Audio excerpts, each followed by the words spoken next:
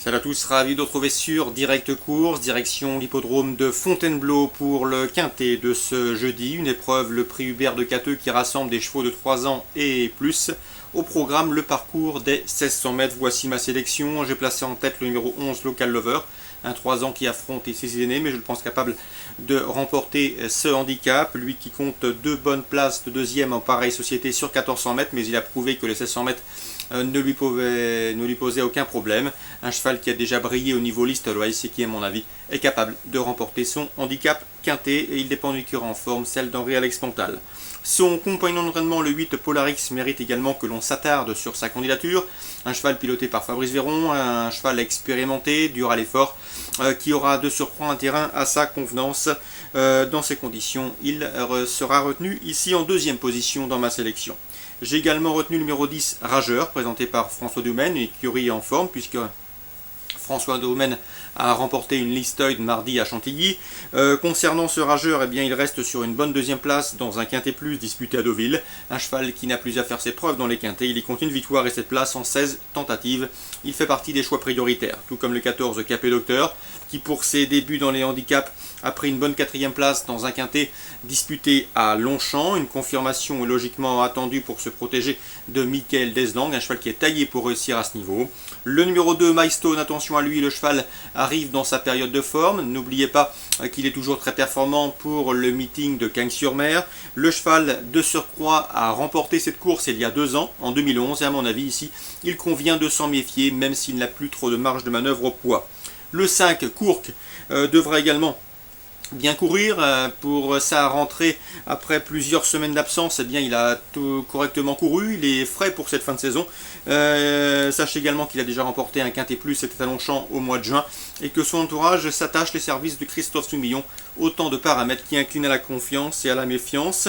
Le 13, Cut into the Rock, il faut le racheter. La dernière fois, Marseille Borelli, un mauvais numéro dans les stalles, l'a obligé aux extérieurs. S'il peut bénéficier d'un meilleur déroulement de course, il doit pouvoir se mettre en évidence et faire l'arrivée. Attention également au numéro 1, Pep Merdu, qui devra rendre du poids à l'ensemble de ses rivaux. Cela dit, le cheval a montré suffisamment de moyens pour se distinguer dans ce quintet, tout du moins pour l'obtention d'un accessite. Pour les regrets ou en cas de non partant, je citerai le numéro 6, Canotier, qui reste sur 2 victoires, mais sa situation sur l'échelle des valeurs s'est nettement dégradée, puisqu'il a été pénalisé de 4 kg après sa dernière victoire. La tâche se complique, mais le cheval tentera de courir plus vite que le handicapeur. Résumé chiffré pour ce quintet: 11, 8, 10, 14, 2, 5, 13, As. Pour les infos, direction Vincennes en Réunion 2. Dans la 3e, j'aime beaucoup le 314 Arthur Mabon, un cheval qui est taillé pour réussir à ce niveau. Il avait bien débuté, honorablement débuté sous la selle, c'était en cycle à son 5e à Laval. La dernière fois, il s'est rapidement montré fautif à Vincennes, il faut le racheter. À mon avis, il a la pointure d'un lot comme celui-là. Je lui poserai le 312 Ancestral, Jean-Philippe Borodachko, le juge en progrès. Le cheval vient d'ailleurs de s'imposer sous la selle sur l'hippodrome de Lisieux.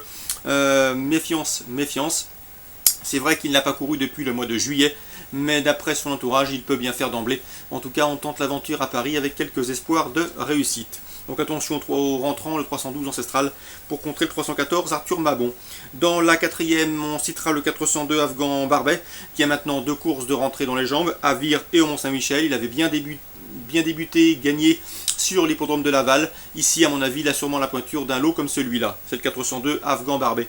Dans la 6e, une belle épreuve avec de bons V au départ. Certains tutoieront sans doute les meilleurs au cours du meeting. J'aime beaucoup le 608 Viking d'Hermès. Je vous l'avais indiqué lors de sa dernière victoire à Laval. Il a bien fini, bien sprinté pour s'imposer. C'est un cheval qui a été préservé et réservé d'ailleurs pour le meeting. Christophe Hamel fait du très bon travail avec lui. Un cheval de grande qualité. À mon avis, sa place est sur le podium.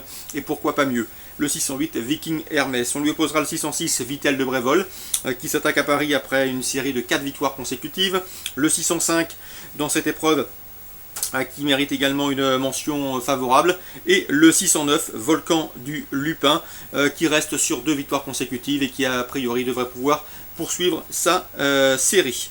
Donc attention pour contrer le 608 Viking d'Hermès, le 606, le 605 et le 609. Je termine avec la 8e, avec le 809 Weihnafen. En dernier lieu, pour sa rentrée après plus de 6 mois d'absence, presque 7 mois, eh bien, la jument avait gagné plaisamment à la manière d'effort avant d'être disqualifiée après enquête. Elle est en retard de gain, c'est une évidence. Si elle reste dans de bonnes allures, il ne faudrait pas être surpris de la voir fournir la lauréate de cette 8e course. C'est le 809 Vaena Fun. Course ciblée à Vincennes donc. La 3e, la 4e, la 6e et la 8e. Bon jeu à tous et à demain.